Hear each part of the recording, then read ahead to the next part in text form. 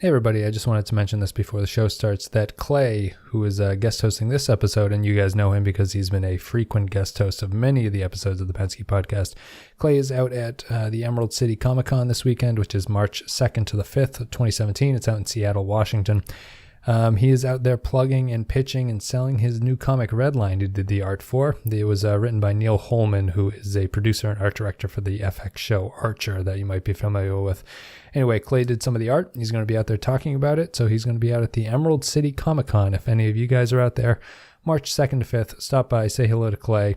Buy some Star Trek stuff, all that good stuff. But anyway, check it out. Clay's out there at the Emerald City Comic Con. That said, let's get on with the show.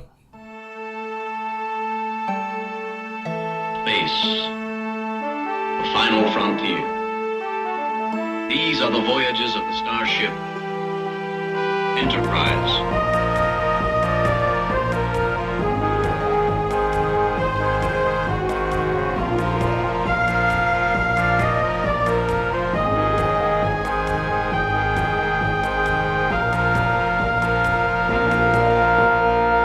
Clay, you look a little bit tense. Do you mind if I just pull out random strands of your hair to calm you down? We can look in the mirror at each other. Wes, do or do not, but do it because you want to. I was trying to remember who Montalban reminds me of. I feel like there's like I guess he's the kind of the stay thirsty, my friends. He kind of reminds me of the most interesting man in the world a little bit. Yeah, that's a good call. Whoever he is, he clearly read that book, The Game. The one that's all about like acting women. horrible towards women in order to get them to sleep with you, because it works 100% for him in this episode. Guys, if you didn't know, this is the Pensky podcast, and we're going to be talking about Space Seed, which was the 24th episode of the first season. Teleplay goes to Gene L. Kuhn and Carrie Wilbur. Story credit goes to Carrie Wilbur, directed by Mark Daniels. In this one, the Enterprise discovers an ancient spaceship carrying genetically enhanced supermen from late 20th century Earth and their enigmatic warlord leader, Khan Noonien Singh. So Good Clay, name. yeah, great name. We are going to talk about this one. We're going to play an audio clip. Me and Clay are going to come back and talk about Space Seed. I'm sorry, Captain. I was lost in thought. My door. Locked from outside, a guard posted. Unusual treatment for Khan Noonien Singh. Excellent. You identified me with your computer system, I imagine. I'd like those answers now. First, the purpose of your star flight. A new life, a chance to build the world. Other things I doubt you would understand. Why? Because I'm not a product of controlled genetics? Captain, although your abilities intrigue me, you are quite honestly inferior. Mentally, physically. In fact, I am surprised how little improvement there has been in human evolution. Oh, there has been technical advancement, but how little man himself has changed. So Clay, before we get into Space Seed, I wanted to talk about something that has kind of been interesting to me. As you know, I'm running through all the episodes that we don't podcast and doing my ratings for them. I do like a little written review. People can go to thepenskypodcast.com to find that. Glutton for punishment. Yeah, but I've been looking at other reviewers and what they say, and there's one big difference I've noticed between TNG and TOS in terms of ratings, and it's the fact that outside of the given classics, the ratings for the TOS episodes are all over the place. People don't really have consistency that TNG had in terms of critical reviews about them. Yeah. And I was wondering if you had any thoughts about why that is, because I've liked a couple of the episodes that people say this is a bad episode, and I don't really get why there's not as much consistency across the board in terms of what people are looking for or what they expect from these things. That's really kind of interesting, because you would expect it to kind of be the other way around. You would think that as time went on, opinions would sort of like even out on everything. Right. Or like, when one thing becomes a classic, then, people know it's a classic going in. You know what I mean? Like it kind of, something that's known as a classic becomes just a classic because people have said it enough times, right, regardless of the actual quality. So that actually kind of surprises me that it is so all over the place. And I think that I don't know if it's, and I think maybe I was trying to think about it. I just wanted to bring that up because I think it ties into Space Seed, and I think Space Seed is like a very competent episode, but it has, in my opinion, and it's highly regarded in all the reviews that I was looking at, but in my opinion, it has like all these TOS problems that kind of make me knock it down a peg. And I guess that I kind of have to look past these TOS things at this point because they're not going to do it. Like the big thing is that it's become clearly obvious to me that a lot of TOS episodes they have this big sort of broad concept and they don't deal with it at all in the episode, except for maybe like 5 minutes at the end where Kirk screams about like, we have logic and emotions and this is the way. And the rest of the episode is just kind of like a pretty generic adventure story that's tacked onto it. And I feel like TNG did a better job of, they'd fail occasionally, but they did a better job of trying to talk about what they were actually saying, what the idea was. Sometimes they would fail spectacularly. They would do that. And Space Seed, to me, it fits right into that. I think that the script here is pretty tight in general. I would make a few changes, but I think it has it has the fact that it doesn't really want to deal with what the issue is here, which is that they found some genetic supermen. And it also has TOS's thing of anytime they need someone to fall on the sword, they choose a woman to do it. Yeah, big time in this one. So what'd you think about Space Seed? Yeah, it's okay. This one I've seen it a couple times and it's always not as good as I want it to be. Because obviously it's the greatest setup episode for a sequel ever, probably in history. I'd have to imagine the way it ends, Yeah. Yeah. Obviously being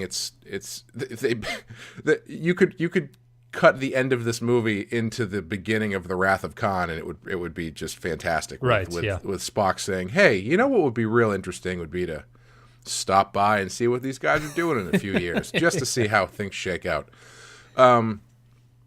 But the thing that bugs me about it is I feel like they don't really make a stand on whether or not Khan is a villain. Yeah. If that makes sense. Because well, first of all, I found it kind of hilarious that nobody, the first scene with Spock doing research, they're like, I have no idea who this guy could possibly be. But then later on, not only do they have a picture of him from the 1990s, but he also apparently ruled a quarter of Earth. Yes. For also like 5 years, yeah. And also Scotty knows who he is just by name. So I don't know. I thought that was a little weak. But he also I just lost my train of thought. Damn it. You keep talking. I forgot what I was Well, gonna say. I mean, the thing about the Khan, that's kind of a TOS trope that I'm learning. Like they in this pre-internet world, apparently it's like a huge revelation when you reveal who anybody is. I thought it was funny that he also just called himself Khan. He didn't disguise his name whatsoever. Yeah. Yes. I know what I was going to say. Yeah, go ahead. It's the other thing that bothers me is it's just that they he basically tries to murder everybody on the ship.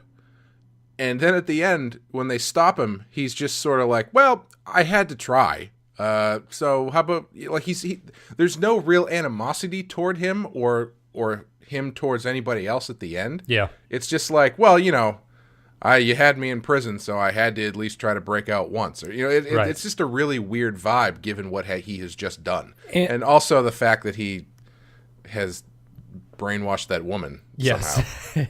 Which we'll get to. I think it's... This episode should be called Space Dick for multiple reasons. The thing that I always kind of think is funny, or maybe not always, but I thought it was kind of apropos of today's political world. It reminded me a bit of the Trump-Russia thing, where there's this scene in this thing where they're sort of describing to each other in the conference room who Khan is and what he's done. Oh yeah, and yeah. Spock's like, why are you people admiring him? And they're like, well, he ran a real great state. And Spock's like, there was no freedom in this nation that he ran. They're like, yeah, but still, he's a real good. Yeah. He's a good guy. I don't understand. I believe the line was, you can be against him but still admire him. Yes, you can be against him but still admire him, and he's clearly Khan is clearly a bad person, right? Like, I don't understand why the show is trying to make it seem that he's not a bad person. Yeah, like, the reason that he and all of his followers are in space is because they were escaping, like, war crimes, right? Oh, were they escaping? I thought that maybe not. Maybe I missed that. But let's put it this way. The reason that they are in space is not because everything was great on Earth involving them. I'd agree with that. I almost got the impression that they were, because it's the Botany Bay, I thought it was like they were imprisoned and sent off into space. Well, doesn't Spock say something like, if that was the case, then there's a lot of more efficient ways to handle them? Basically shoot them or something. Right. Yes. Is that before he learns who they are? I can't quite remember. I don't remember. Yeah, I don't. Either way, I guess it doesn't really matter, because I guess it wouldn't make sense in my way, because they're not particularly imprisoned in the ship. They can wake up. Right. So maybe it is just them escaping, and then stretching and doing some Tai Chi and everything like that. But yeah, that's my favorite part. He has. They have wake-up Tai Chi, but he also has super-powered strength Tai Chi for when he really needs to open a door. It reminded me of, do you remember in the Hunted, the Super Soldier TNG episode where the guy Tai Chi's out of the transporter? No, really? Well, we were. I don't know if I saw that one. No, you did. We were laughing about it. It's the one where he does, like, they try to...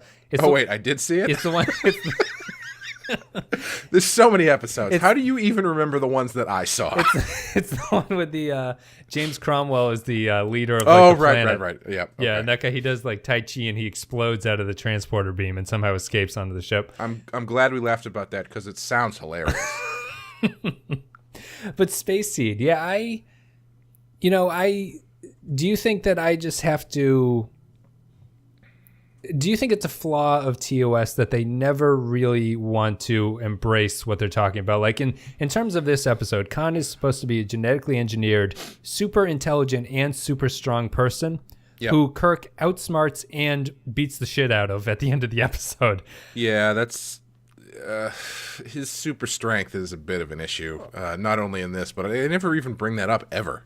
Right, Like in Wrath of Khan, he's not super... Well, that's neither here nor there, but...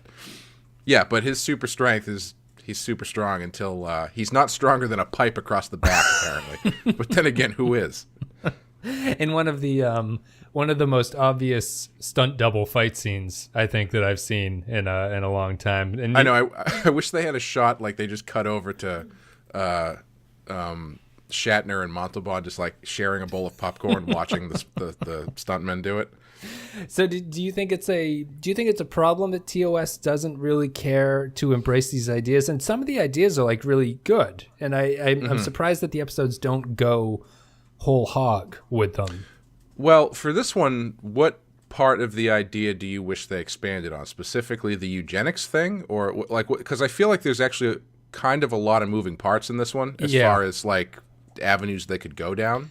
So what would you have preferred they do? I would have had Khan take over the ship earlier, and played up that sort of angle. They really just spend a lot of time kind of getting to know him, and getting to know him is not that important until you realize what his ultimate goal is to do. So I don't feel like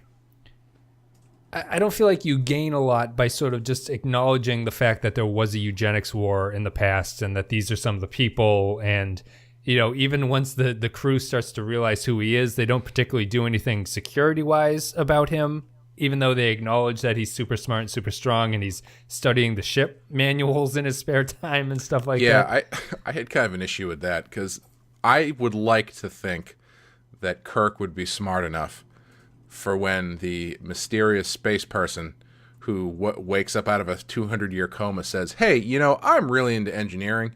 Could I just casually peruse the blueprints of your ship? Yeah.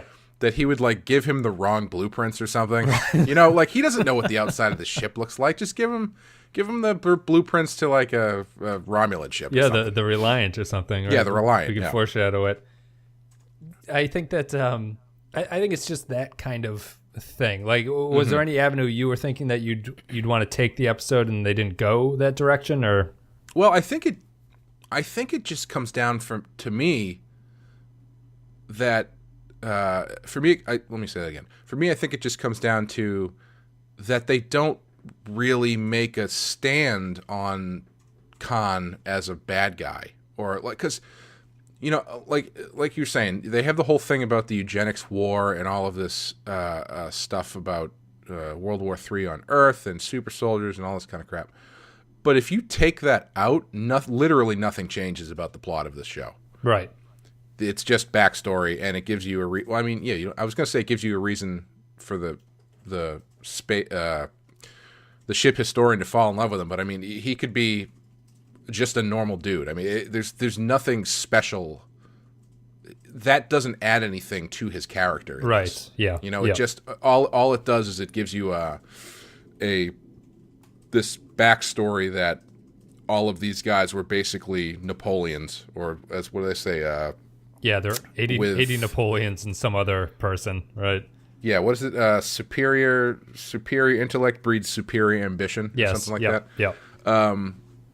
But yeah, like, you could just have him be just a generic bad guy. Like, there's nothing special added to that. Like, so I think, yeah, the fact that they don't use the fact that there's no, I think, correct me if I'm wrong, but it's like, are you saying that the fact that his backstory sort of takes up so much time and ultimately doesn't come down to anything is? Yeah, because so like they explain that he is a genetically modified superhuman in this race of genetically modified superhumans who took over the Earth, and were I assume they are implying that they were bad guys. Yes. That this was not a great thing that happened. Yeah. But I think it's that scene where they're just kind of like, we can be against him but admire him, that's kind of throwing me off, because they're not making any sort of distinction over whether or not what he's doing is bad. Right. I don't really know if I'm articulating this very well, but it's just, there's something. Yeah, I don't know. It's tough. It's tough for me to articulate. Do you feel like? I mean, I guess that there's a few things that kind of go on here. Like, I don't really understand why you can't talk Khan down. Like, yeah, I don't understand what Khan hopes to achieve. I guess he says that he wants to steal the Enterprise and take over a planet for some reason. Yeah. I don't know why it's in his nature that he has to be conquering people. You'd think he could just go with his merry band of super soldiers and take like an uninhabited planet, maybe. Yeah, yeah. And I think that he's just he's violent without reason. Yet for some reason, the crew seems to think that he's still an admirable person. Yes. Yeah. Yeah. Yeah. And I don't understand why they do that. And like you were saying, I don't understand why they take so much time getting to that point. I would have had him just take over the ship immediately, and I would have gotten rid of the Marla storyline immediately. And this could tie into our "Hey, it was the '60s" segment, but yeah. I think this woman and this character is probably the worst parts of this episode. It's real bad, and it's not just badly done. It's just like it's a bad look. Yeah, I mean, it's a bad idea. Yeah, I mean, even it also she gains him nothing through this. Right, he doesn't use her at all. The only thing I think I remember her doing is that she sticks up the transporter chief. She's like, "Hey, put him up." Yeah, and that's the extent of her helping him. Yeah, she has no like working knowledge of the ship to help him or anything. Yep. And also, she betrays him. Yes. At the end, so why would he want to keep her around? Well, and like, but I guess even by the end, he's supposed to. I guess he's fallen in love with her by the end of it. I guess. Yeah. Sure. Yeah. You know, I mean, as much as like it's clear that he's using her. Yes. Yeah. You know, apparently there's a whirlwind romance that we just don't see. Even to the point, it's so obvious he's using her that Bones and Kirk have a conversation about how he's using her. Yeah. In that dinner party, they're like, Kirk's like, what do you think of their relationship? And McCoy says, like, you can't regulate that. And he says, well, what's your official opinion? And he says something along the lines of, like, she's drawn to his magnetic personality. Yeah. As Kirk doesn't decide to put an end to it there, he sort of awkwardly chastises her in front of McCoy at a certain point. But that's been a theme in these past couple episodes. Any chance the lead characters get to sort of chastise a lower ranking female officer, they do it. And it's very weird. It's a very... Yeah, that's not great. Yeah, it's a very weird look. And a lot of it doesn't have anything to do with the story. Just like this doesn't have anything to do with the story. Well, you remember, but when they're beaming over to the Botany Bay, when she shows up to the transporter room, Kirk shoots her a look like he's like, oh, great. Yep. A fucking girl. You know, it's really weird. We didn't do a podcast, but you should check out, just for this one scene, there's an episode called Dagger of the Mind, where it's the same thing. Kirk is waiting in the transporter room for one of his, like a lieutenant or whatever, to accompany him down to a planet.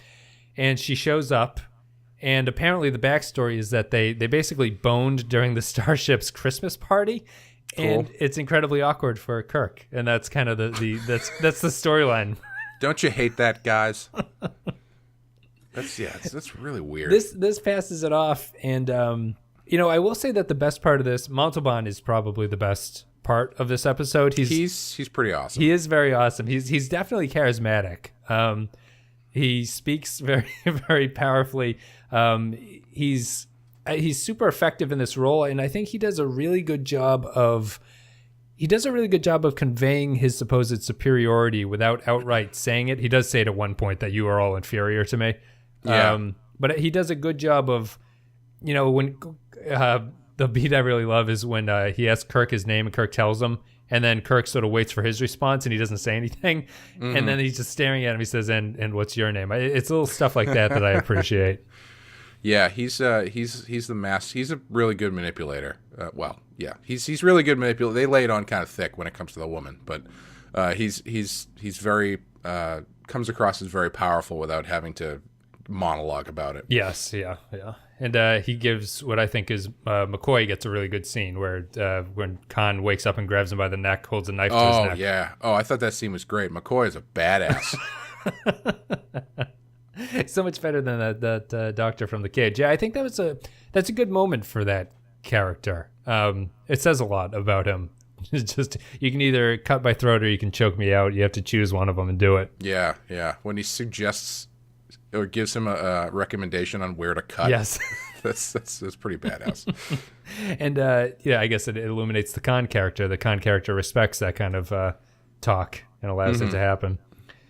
Yeah, I guess I do want to talk about the woman a little bit more. The woman does not appear in Wrath of Khan, right? She dies before the movie starts. They imply that she died. Yeah. Are you a little bit surprised that they come back to Khan in Wrath of Khan? Like they chose this character? It's so obvious that I'd have a hard time believing that they set it up, right? But right. Let me collect my thoughts here. The name of the episode is Space Seed, right? Mm-hmm. That is only a reference to the very last scene of the show where they say that they've planted a seed on this planet. Let's see what happens with it. Yeah. It's a weird episode title for what is essentially like a non sequitur almost at the end, where that didn't have anything to do with what the plot was. Right. It's kind of just an offhand remark by Spock. So I don't think that they were planning for a sequel, but at the same time, it's built to bring this character back. Yeah, if I had to guess, I would say they probably weren't planning to do it. I mean, could be wrong. I don't know. But yeah, honestly, I didn't even put together that the title was in reference to the last 5 minutes. But yeah, you're right. Because I was thinking, it's like Space Seed, that's a cool, I thought it was another in the line of good titles, but didn't really apply very well to the episode. Yeah. It's like, oh yeah, I guess that's pretty good. Honestly, if I had to guess, my theory is that when Nicholas Meyer was hired to do Wrath of Khan, he confesses that he didn't know really anything about Star Trek, which kind of ended up being a plus for him. I have a theory he probably watched a bunch of episodes and saw this one and was like, oh, that's a really good place to pick it up. But I have no idea if that's true. Yeah. Yeah. Do you think that? I will say, sorry. I will say it is kind of weird that they come back to him, because he's not. The way that Wrath of Khan works is that Khan is so thirsty for revenge, but Kirk, towards Kirk, but Kirk didn't really. It's not like he just, jettisoned him out of the bottom of the ship as they were passing. Right. They had like a mutual agreement about. There's a little bit of a thing, the Milton drop from Khan. Obviously, it's not ideal, but he'll take it over being subservient to everybody. Yes, yeah. But it's not like it's like he's kind of cool with it, and it's not like Kirk left them on some awful planet. Like, they particularly found a planet that was inhabitable, but it was just rough and it was going to be hard. Yeah.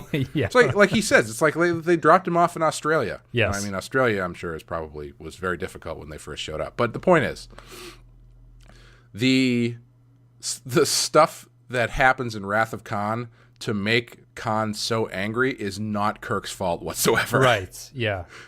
And I think that's that's a weird way that they leave it off in this episode. Like you're saying, that it's kind of a gentleman's agreement at the end. Like, they just gotta mutually shake hands and part ways. And Khan's not in shackles or anything, at the end of it. He's just he walks out. He's like, well, I'll go to this planet with my guys, and we'll see you in a little bit later.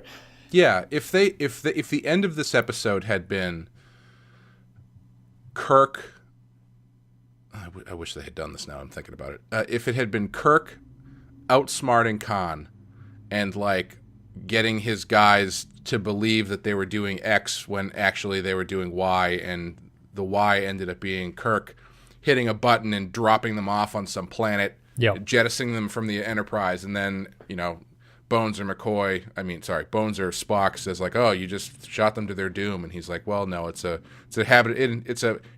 livable planet. It's going to be tough, but right. X, Y, and Z, that sort of thing is a lot more that would be a much better setup for a return, like a vengeance return from Khan. Yes, yeah. Because he's bested by Kirk, and he's left in a place that seems like it's awful, even though Kirk actually was, doing him a favor. Right.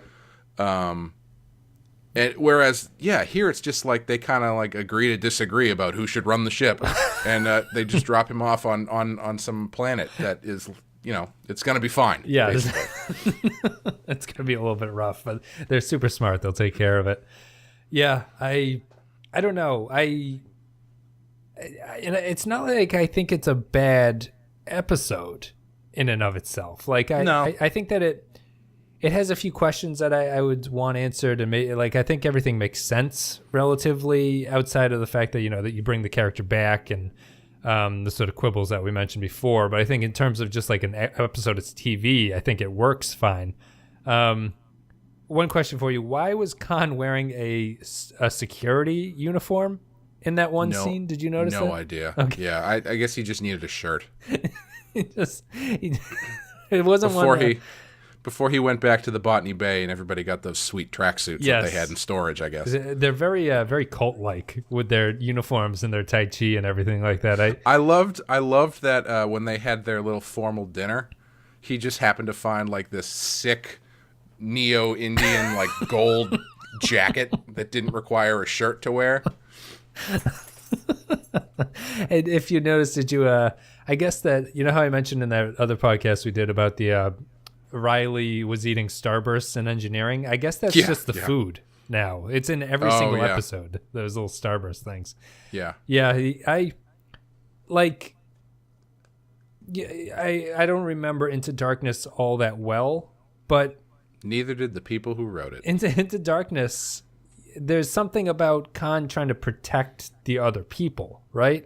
Like he's trying to protect his other soldiers or something like that. And there's nothing like really here. I don't know if they would need that kind of motivation or if they needed to bump that in or something. It doesn't really matter.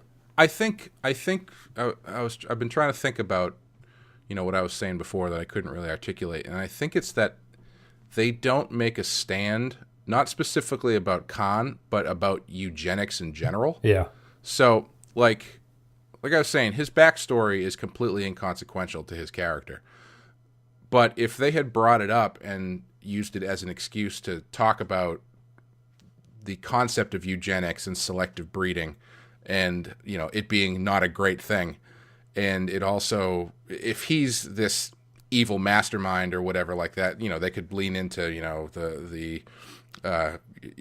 don't always get what you pay for kind of, like it's not, it doesn't, you can selectively breed to your best intentions, but you're never going to fully know what you're going to get or something like that. Yeah. Would that have made more sense if instead of a historian you have a geneticist who falls for him or something? Is that just moving the ball unnecessarily? Yeah, I think that's just moving the ball unnecessarily. I mean, I feel like I don't think you need to have like a showdown of ideals or something about it, but it seems like something that Spock and McCoy and Kirk would talk about at length more than they do, instead of just being like, remember those eugenics wars that I'm going to just mention and not really talk about? Those are pretty crazy.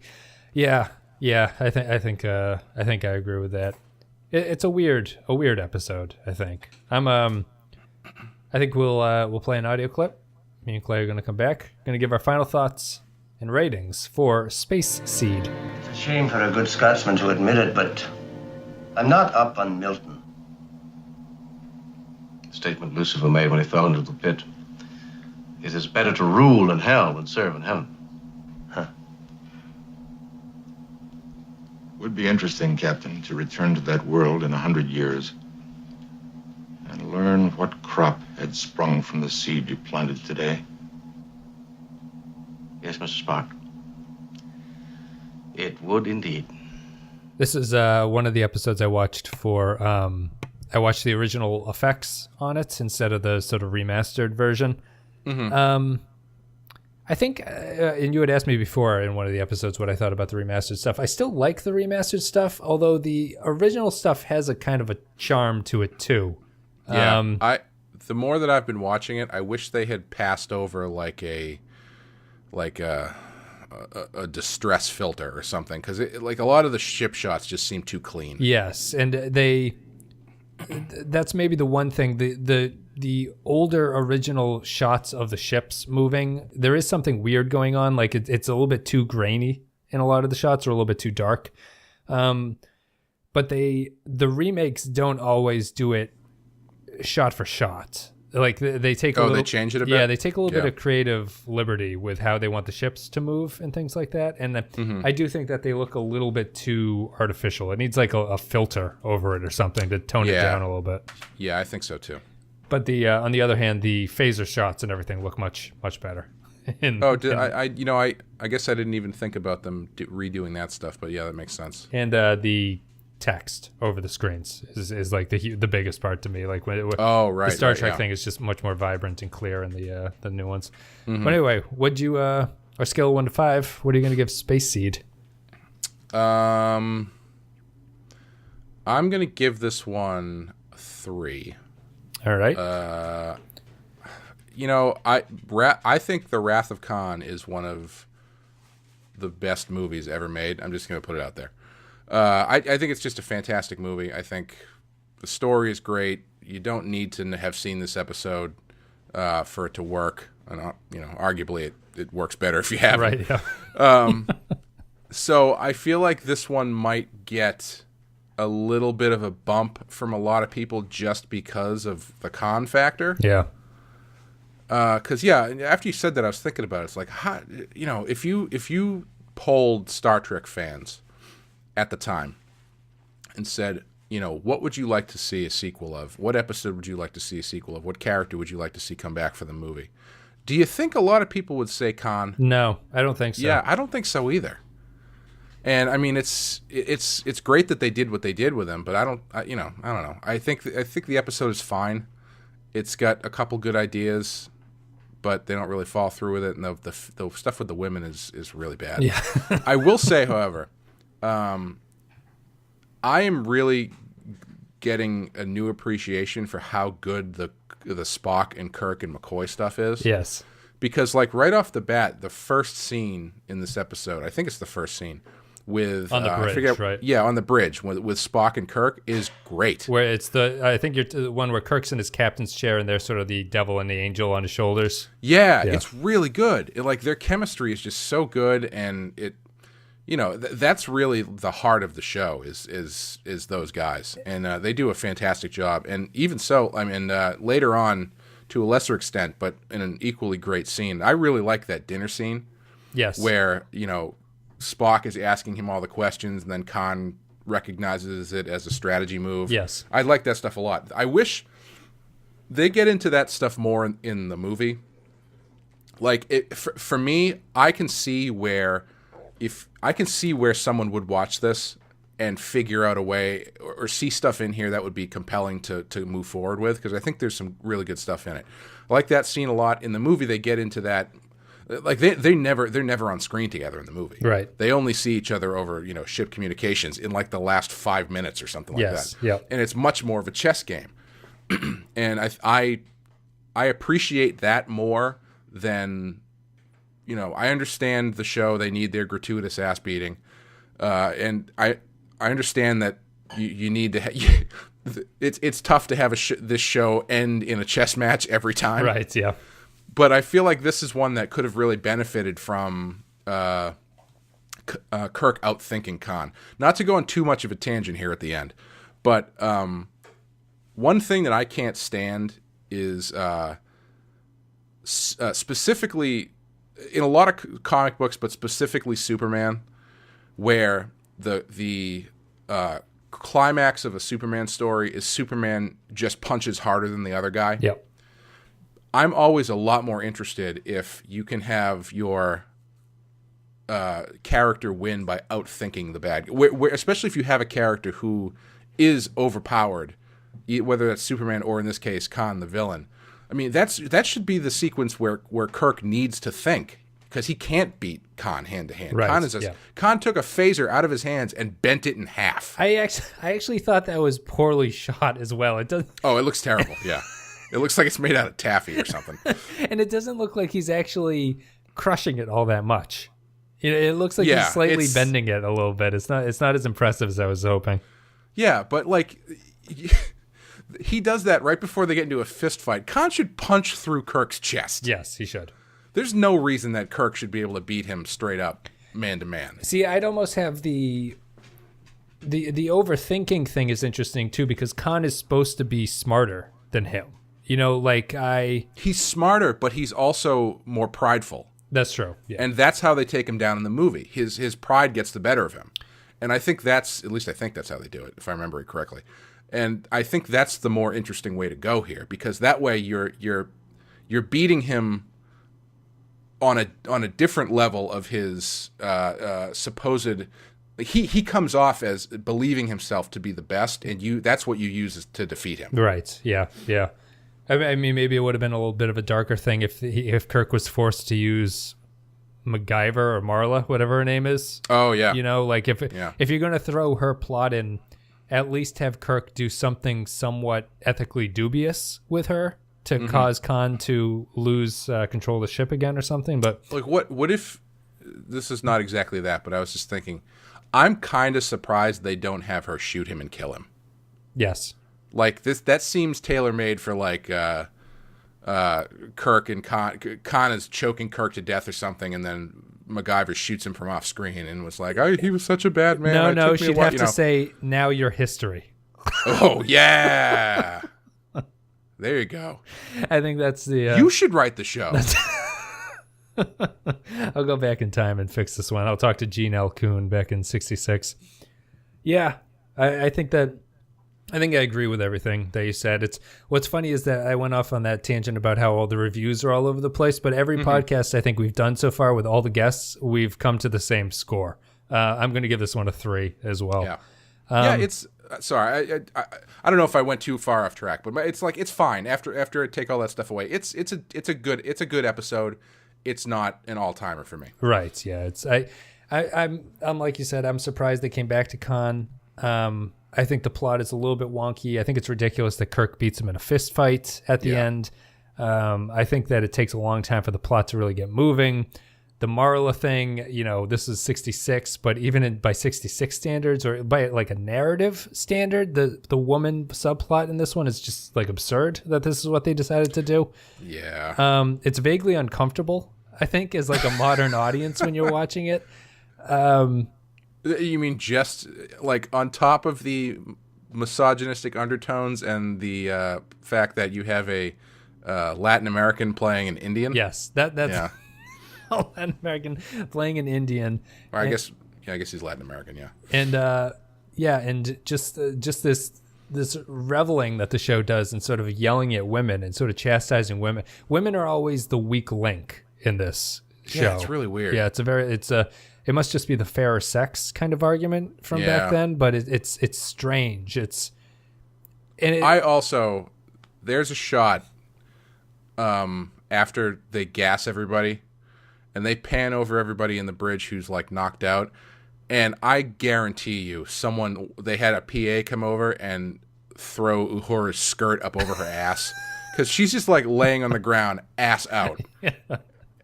It's like I have a feeling someone told her to lay like that because I don't think she would do that on her own. My favorite segment from the gassing scene is it has a narrative, but when Spock, Uhura, they're all in that room and Kirk sort of regains control and he gasses them. Scotty gets up and just decks the closest guy to him and then runs out the door. Actually, in that scene, I thought Uhura was pretty badass in this episode. Yeah, because the way that she's, they're trying to get her to do stuff, and she's, staring the guy down, even though he's threatening to punch her and stuff. And then after the gas comes in, she does her job. Yes. She goes back to that thing and types in a bunch of, I don't remember what she does, but whatever it is, she doesn't just grab her throat and fall over. She goes back to her post and does her job. No, she's I don't know. I mean, it's nice that they did that because it's a perfect counterbalance to the weakness of the MacGyver character. Yeah. It's at least one strong. He doesn't even threaten. He does hit her a couple times, and she's he hits her once. Yeah, and she still sort of goes through it. That was one other thing I guess that I wasn't. It's obvious in her case because she's a very small woman in general, but I would have thought that the super characters and Khan himself would be bigger than they are. Like they should. I would have thought they would cast like above average sized people. Yeah, they didn't do that. I also wrote down, man, 60s background actors are the worst. Yeah, they're real bad. Background extras in these shows are the worst actors I've ever seen. They are like every single one of Khan's other henchmen just like stand there like wooden blocks until they have to walk across the screen like wooden blocks to stand in their second place like wooden blocks and just point to it's just it's so bad. I enjoyed when Khan wakes them all up and he's going down the line, he's like, Steven, looking good. He's like, Megan, your hair's looking great. And they're all just reacting to Montalban walking down and sort of glad handing everybody. I thought that was very funny. I also I was just thinking about casting Montalban as Khan. And I find it that much more amazing that they whitewashed that character even further Into Darkness. Yes. By casting like the whitest person on the planet. A guy named Benedict. Yeah. But, I was just thinking, do you think there is an original script somewhere? Like, I feel like the stuff we were talking about, I think the eugenics stuff might have supposed to be, I don't think it's supposed to be as important as we're saying it might have should have been. Mm-hmm. That was a rough sentence. Because I was just thinking, do you think the impetus for this episode is the writer going like, how do you think modern people would respond to Genghis Khan showing up? Because I feel like that's what they're getting to when they have that conversation about you can be against him but still admire him. Because Genghis Khan killed millions and millions of people. Yeah. But he also, brought the entire chunk of Asia that he ruled into the modern era to an extent. Yeah. I don't know that much about him, but I know he did a lot of great stuff on top of the terrible, terrible things that he did. Right, yeah. Do you think it's that sort of thing? Well, I mean, I do know what the original intent or the original treatment was. Do tell. The Khan character he was supposed to be a Nordic Superman named Harold Eriksson. This is all honest to God truth. He in the first draft, I'm reading this now, the character introduces himself as John Eriksson, but is later revealed to be Ragnar Thorwald, who is involved in the First World Tyranny. Okay. He's more brutal in this version of the story. Interesting. So Space Viking? Yes, basically? he's a space Viking. Yeah. I So wonder why they changed it. I think eugenics sounds more scientific, right? That's got to be the reason. Yeah. They were probably like, we can't have this like fantasy Viking running around. And do you think maybe it was too Nazi-ish? Probably, yeah. Yeah. Yeah. Yeah. Yeah, I was just thinking about that. Like, if that sort of admiration is supposed to be where they're coming from, but even so, it's like I feel like if Genghis Khan showed up today, I don't know. How do you think? How would people respond to that? Do you give him a talk show or do you put him in jail for war crimes? I think we'd at least put him in handcuffs, unlike what they do in this. Yeah, I don't know what you'd do. Like, I mean, he's on money. How do you arrest a guy on money? I think that was Hitler's whole plan, actually. It's a good question. I think we'll have more to talk about this when Wrath of Khan comes around, right? Yeah. That'll be the way that we can look out. So I'll end this episode by saying, Clay, thank you very much for coming on. Oh, no problem. Thanks for having me. I was glad I got to watch this one. Guys, if you enjoyed the content, you're on YouTube, like in the comments, appreciate it. If you're on iTunes, a rating or review helps get the show out there. You can rate us on all your podcatchers. Go to facebook.com/The Pensky Podcast. You can go to patreon.com/The Pensky Podcast. Me and Clay are finishing up our RoboCop series over there, so you give a couple dollars a month and you get extra podcasts. It's a pretty sweet deal. And everyone should tune in for the next one because we'll be covering RoboCop 3. And what Wes doesn't know is I'm just going to send him a file of my side of a previous podcast and see if anybody notices because that movie sucks. Guys, thank you very much for listening. And I'll end it with a little bit of a quote here. Here we may reign secure, and in my choice, to reign is worth ambition, though in hell. Better to reign in hell than serve in heaven. And that is, I guess that's a very little, not well-known Milton line from Paradise Lost, right? That's a Slayer song, isn't it? How does Scotty not know the one Milton line that everyone needs to know? Yeah, it's the only one that people know. I think I wish he'd been like Milton Berle. And I think what's funny is that he knows that Milton is a Scotsman because he says, "I know I'm being a bad Scotsman here." Yeah. So yeah. I don't know. Anyway, weird. But Clay, thank you very much. Oh, thank you for having me. Guys, thank you very much for listening, and I'll see you next time.